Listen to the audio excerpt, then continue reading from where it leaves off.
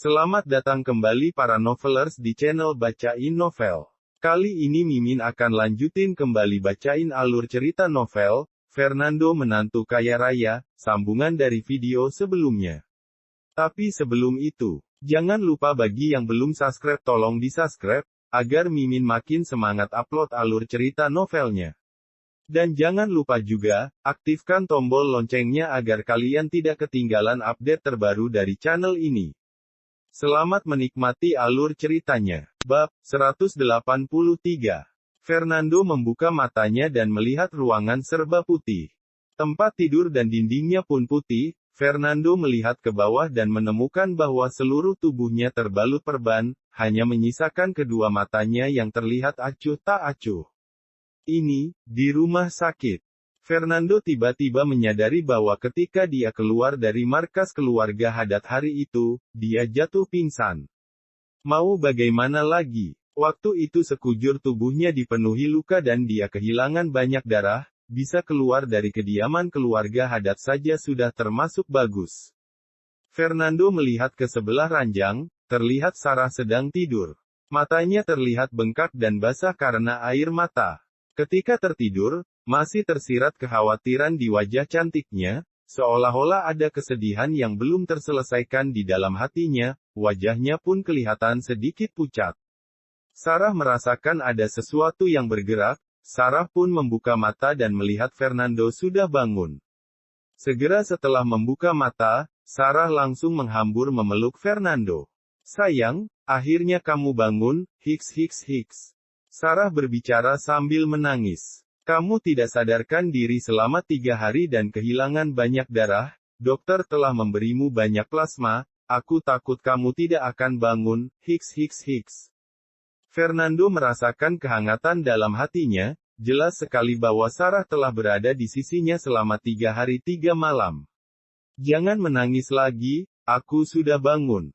Fernando dengan lembut menepuk punggung Sarah. Sarah mengangguk sambil menatap Fernando dengan mata berair seperti sedia kala. Sayang, kamu belum makan selama 3 hari 3 malam. Mau makan apa? Aku akan memasak untukmu, mau sop ayam. Jangan terburu-buru, Fernando menggelengkan kepalanya dan bertanya. Omong-omong, di mana aku sekarang? Ini adalah rumah sakit polisi Kota Lautan Timur.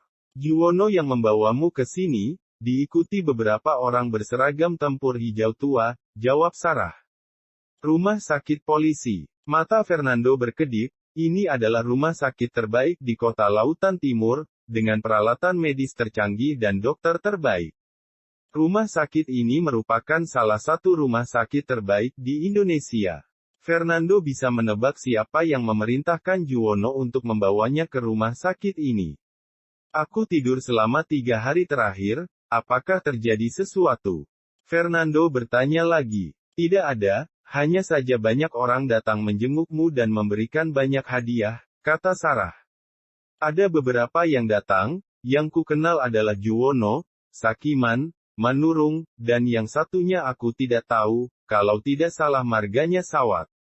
Fernando mengangguk, nama keluarga Sawat, kemungkinan besar adalah Kasril Sawat.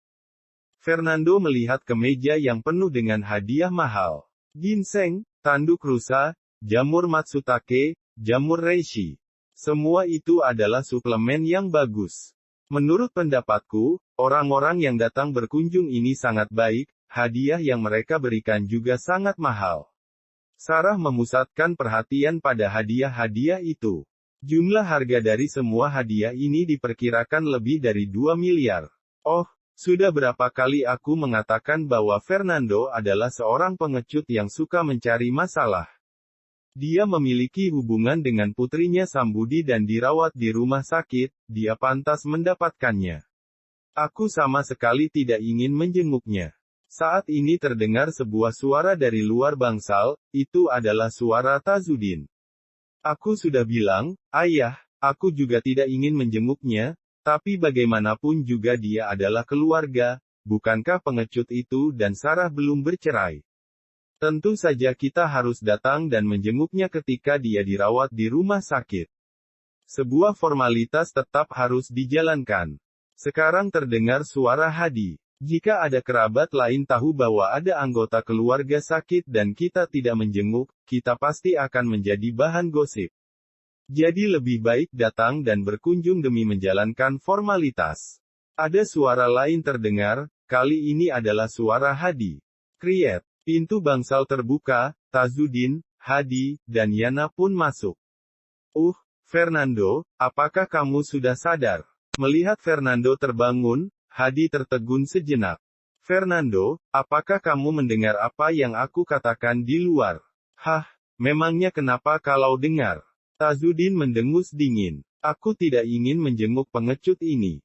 Jika bukan karena semua orang menyuruhku, aku tidak akan datang. Betapa nyamannya aku berjemur di villa. Fernando, seluruh tubuhmu terbungkus perban, hanya sepasang matamu yang terlihat. Sepertinya lukamu tidak ringan. Yana memandang Fernando dari atas ke bawah, seolah merasa senang di atas penderitaan Fernando. Tentu saja Yana senang melihat penampilan lemah dari seorang Fernando. Sebelum ini, Yana sering sekali merasa jengkel terhadap Fernando. Apalagi setelah tinggal di Villa Gunung Idaman Awan, Yana sangat cemburu pada keluarga Fernando.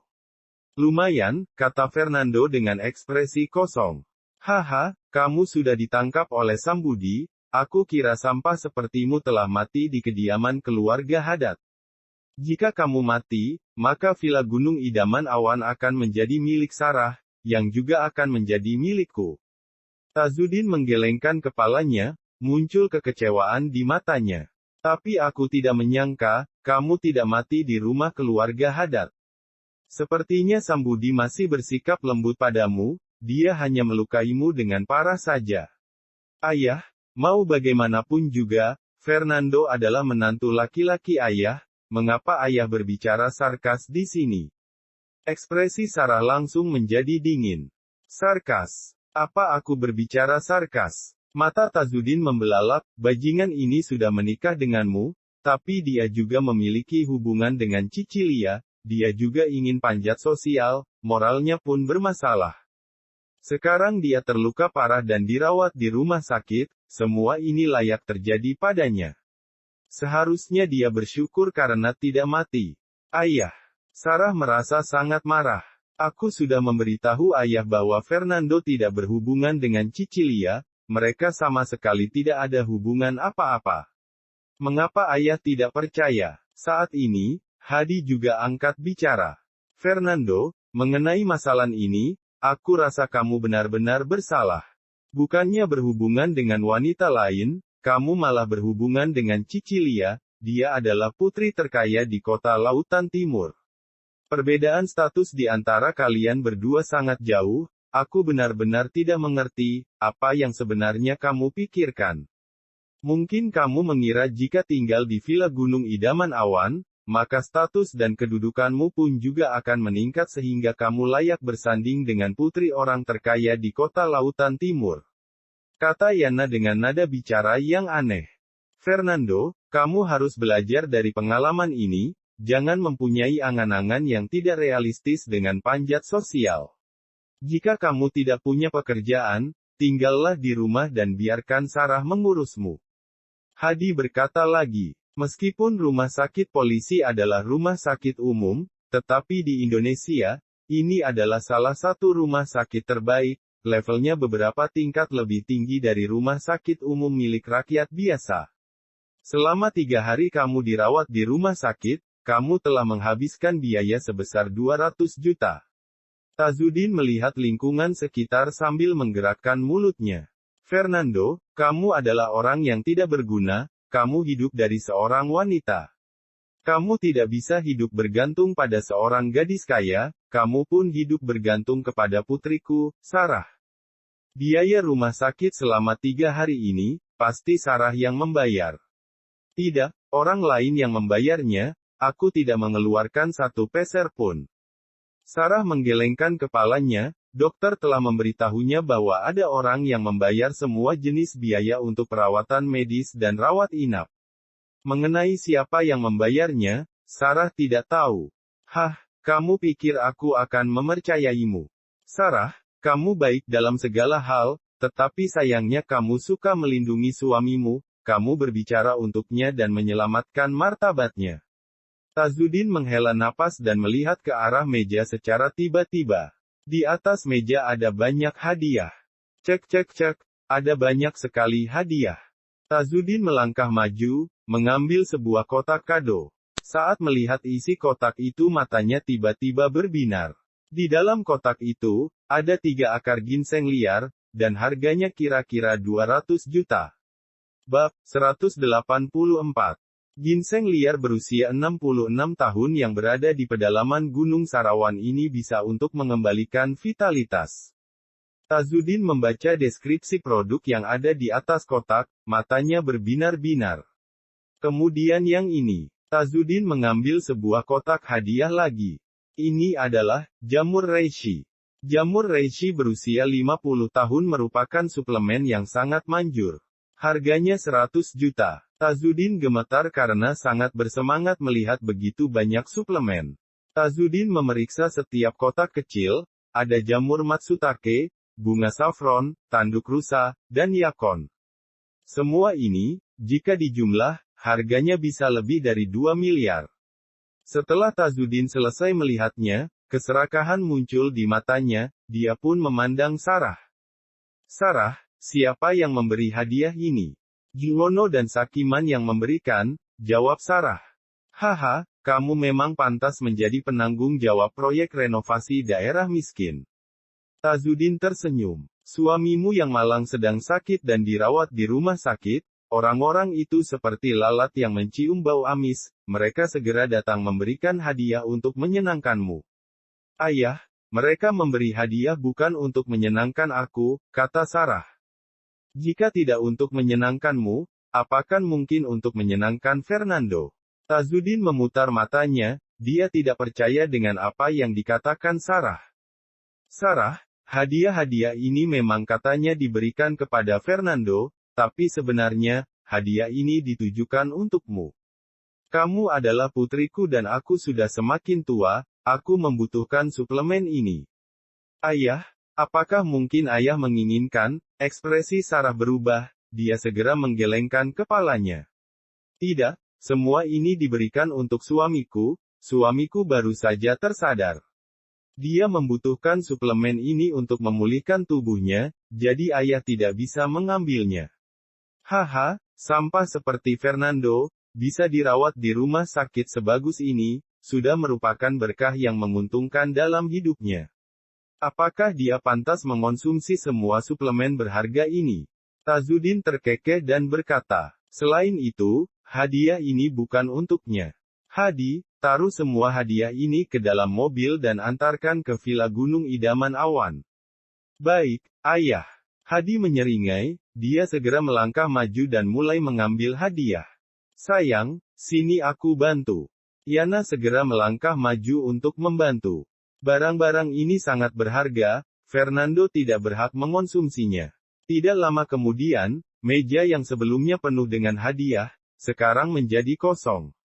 Ayah keterlaluan sekali. Sarah gemetar karena marah. Keterlaluan. Aku seorang tetua dalam keluarga, dan sekarang aku pensiun di rumah, apa salahnya mengonsumsi suplemen? Bagian mana yang keterlaluan? Tazudin terlihat tidak peduli. Baiklah, karena ayah menginginkan hadiah ini, berikan saja kepada ayah. Aku tidak membutuhkan suplemen ini, kemungkinan lukaku akan sembuh dalam 2 hari, kata Fernando santai. Kebugaran fisik Fernando sangat bagus, dan kemampuan pemulihannya lebih cepat dari orang biasa. Meskipun dia dipukul dengan cambuk kulit hingga babak belur dan berlumuran darah, tetapi pada dasarnya, itu semua adalah luka kulit, penyebab koma tidak lain hanya karena dia kehilangan banyak darah. Fernando memperkirakan bahwa dengan kemampuan pemulihannya, dia akan segera sembuh.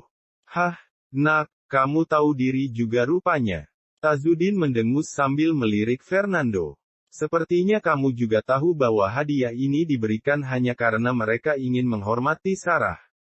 Setelah berbicara, Tazudin pun pergi. Tazudin tersenyum senang, kunjungannya kali ini tidak merugikan, dia bisa menertawakan Fernando yang sekujur tubuhnya diperban, dan selain itu, dia juga mendapatkan banyak suplemen. 2 hari kemudian, Fernando keluar dari rumah sakit.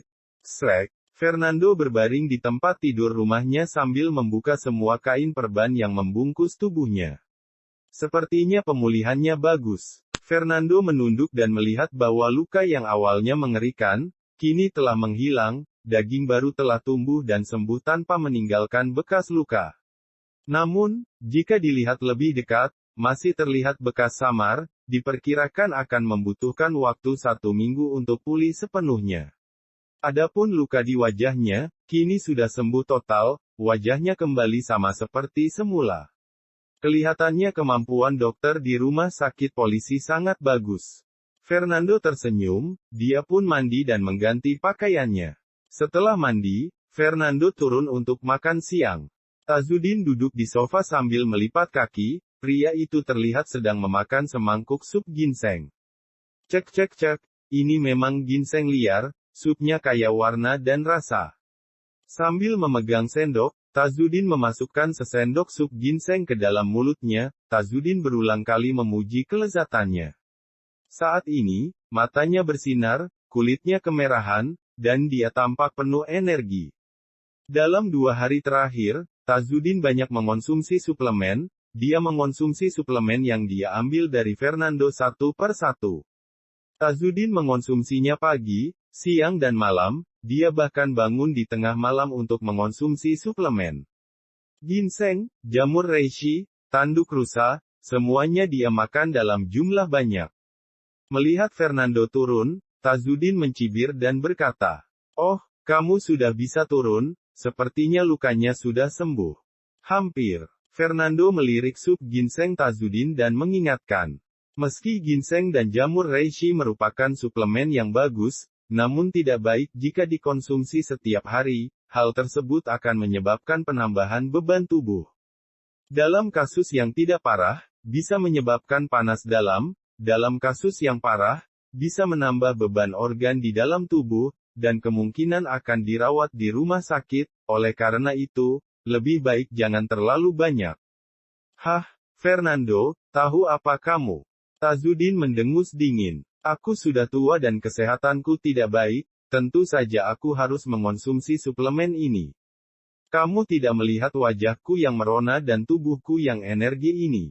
Aku tidak bisa tidur selama 2 hari, dan sekarang aku penuh energi, aku merasa seperti anak belasan tahun. Setelah berbicara, ekspresi Tazudin tiba-tiba menjadi waspada. Fernando, dasar kamu tidak berguna, kamu menyuruhku makan lebih sedikit, pasti karena kamu menginginkan suplemen ini, bukan? Haha, aku sarankan kamu tidak berpikir kejauhan, suplemen ini hanya diberikan untuk menghormati Sarah, tidak ada hubungannya denganmu. Meskipun aku membiarkannya sampai berjamur, kamu tidak boleh menyentuhnya. Suplemen ini milikku. Fernando menggelengkan kepalanya dan beranjak pergi ke meja untuk makan. Bibi Aminah sudah memasak makan siang. Dia membawa makanan ke meja dan berteriak kepada Tazudin. "Tuan Tazudin, makan siang sudah siap, silakan makan." "Aku tidak makan, kalian makanlah, aku bisa memakan suplemen ini." Tazudin menggelengkan kepalanya dengan pandangan jijik. Suplemen ini bisa dikonsumsi sebagai makanan. Nutrisi apa yang ada di dalam masakanmu itu? Setelah berbicara, Tazudin mengangkat kepalanya dan meminum kuah sup ginseng dalam sekali teguk. Ah, enak. Aku akan naik ke lantai atas untuk mengambil jamur matsutake. Jika aku tidak menghabiskannya, nanti akan dimakan oleh Fernando. Dengan mengatakan itu, Tazudin pun berlari ke atas. Bibi Aminah juga menggelengkan kepalanya tanpa daya, dia pun hanya bisa makan di meja. Jamur matsutake ini sangat enak. Aku secara khusus mengukusnya di dalam panci presto, rasanya enak. Setelah beberapa saat, Tazudin mengambil jamur matsutake dan turun ke lantai bawah. Sambil makan, dia terus mengagumi jamur itu. Tazudin baru saja duduk di sofa, wajahnya tiba-tiba menjadi pucat, dan setetes keringat dingin muncul di dahinya. Aduh, sakit sekali. Ini sangat tidak nyaman. Sangat sakit. Tazudin mencengkeram dadanya dan merasakan semburan rasa sakit yang luar biasa di jantungnya, seolah-olah jantungnya digenggam erat oleh tangan seseorang. Rasa sakit itu membuat seluruh tubuhnya kejang. Bab 185. Bro. Tazudin ambruk ke lantai, seluruh tubuhnya kejang-kejang, wajahnya berkerut, mulutnya berbusa, dan dia terus-menerus berteriak. Aduh, sakit sekali. Tuan Tazudin, ada apa? Bibi Aminah terkejut dan buru-buru melangkah maju untuk bertanya. Fernando duduk dan makan di tempatnya, dia sama sekali tidak melihat ke arah Tazudin. Masakan yang dibuat oleh Bibi Aminah terasa enak sekali. Setelah beberapa hari tidak memakan masakannya, selera makan Fernando pun bertambah. Sakit, dadaku sakit. Tazudin menunjuk ke dadanya. Pria itu terengah-engah dan berkata dengan suara gemetar. Apa? Wajah Bibi Aminah berubah, dia menatap Fernando dengan ekspresi cemas di wajahnya. Tuan Fernando, cepat kemari dan lihat Tuan Tazudin. Mulutnya berbusa. Dia mengonsumsi terlalu banyak suplemen, tubuhnya pun menjadi panas, keluar busa adalah reaksi yang normal, itu bukan masalah besar. Fernando mengambil sepotong makanan, memasukkannya ke dalam mulut, mengunyahnya dengan hati-hati, dan berbicara dengan ringan, ekspresinya sama sekali tidak berubah. Apa? Kita harus bagaimana sekarang? Bibi Aminah menjadi bingung. Aku sudah mengatakan untuk jangan mengonsumsi terlalu banyak suplemen, tapi dia tidak mendengarkan, siapa yang harus disalahkan? Fernando memutar matanya dan bahkan tidak melihat Tazudin yang terbaring di lantai. Ah, ini sangat menyakitkan, dadaku. Tazudin meratap, dia menunjuk ke arah Fernando dengan jari-jari gemetar, pria itu menggertakkan giginya karena marah. Fernando, ayah mertuamu terbaring di lantai, dan kamu, malah mengucapkan kata-kata sindiran, apakah kamu bisa disebut berbakti? Berbakti. Fernando menyesap sup sambil memberikan pandangan jijik. Tazudin, kamu adalah seorang tetua dalam keluarga dan aku adalah seorang junior, yang lebih tua harus bersikap baik dan toleran terhadap yang lebih muda, bukan mengejek, menghina, dan mencemooh sepanjang hari. Kamu bahkan tidak bisa melakukan semua itu, bagaimana mungkin aku bisa berbakti kepadamu? Ini semacam hubungan timbal balik. Kamu, dasar pembangkang. Tazudin gemetar karena marah. Rasa sakit dan amarah membuat seluruh wajahnya berubah menjadi ungu. Fernando sudah selesai makan, dia mengambil tisu, menyeka mulutnya, berjalan ke arah Tazudin, dan melipat tangannya di belakang punggung. Fernando menatap Tazudin dengan dingin. Tazudin, aku merasa sudah sangat berbakti padamu. Setidaknya, aku tidak mengusirmu dari villa ini. Aku sudah mengingatkanmu untuk mengurangi makan suplemen supaya tubuhmu tidak sakit. Tapi kamu sangat tidak bisa dinasihati, karena kamu tidak mendengarkanku, maka aku juga tidak berdaya. Hah? Mungkinkah kamu, orang yang tidak berguna ini, ingin mengusirku keluar dari villa? Kemarahan Tazudin meledak keluar. Aku pernah memikirkannya, tapi aku juga berpikir bahwa istriku mungkin akan sedih. Jadi aku melupakan gagasan itu, selama kamu tidak melanggar prinsip-prinsipku, aku akan membiarkanmu tinggal di sini dengan damai. Fernando berkata ringan. Dasar pengacau. Fernando, kamu membuat kekacauan lagi. Tazudin berteriak dengan marah, darahnya seolah-olah hampir keluar, dia terbatuk lagi sambil memegangi dadanya. Uhuk. Puff. Darah keluar dari mulut Tazudin. Sup ginseng dan kepingan jamur matsutake juga ikut keluar bersama darah itu. Darah sudah dimuntahkan, napas Tazudin tiba-tiba menjadi pelan, dia kelihatan sekarat, dan matanya pun melemah. Penampilan energiknya barusan sepertinya hanya pura-pura. Tuan Fernando, bagaimana ini? Bibi Aminah menghentakkan kakinya dengan cemas. Jaina dijemput oleh Yatin untuk tinggal bersama selama beberapa hari, dan sekarang hanya Fernando yang dapat memimpin keluarga ini. Aku juga tidak tahu harus bagaimana. Fernando memandang Tazudin dengan tatapan tidak peduli sama sekali. Panggil ambulans. Tazudin berbicara dengan lemah. Ya, panggil ambulans. Bibi Aminah bereaksi. Aku benar-benar bodoh, Hal pertama yang seharusnya kulakukan saat Tuan Tazudin jatuh ke lantai harusnya adalah memanggil ambulans. Bibi Aminah mengeluarkan telepon dan segera menelepon ambulans. Tetapi begitu Bibi Aminah mengeluarkan ponselnya, Fernando mengambilnya. Tuan Fernando. Bibi Aminah terkejut, dia tidak mengerti apa yang dilakukan Fernando dengan ponselnya. Fernando, apa maksudmu, pengecut? Tazudin memelototi Fernando. Dia begini karena ulahnya sendiri, aku sudah menyuruhnya mengurangi konsumsi suplemen, tapi dia tidak mendengarkan, siapa yang harus disalahkan? Fernando menyipitkan mata ke Tazudin. Sekarang dia sakit dan menyuruh kita membereskan kekacauan yang dia buat, apakah dia bermimpi? Jika kamu ingin memanggil ambulans, kamu bisa memanggilnya sendiri.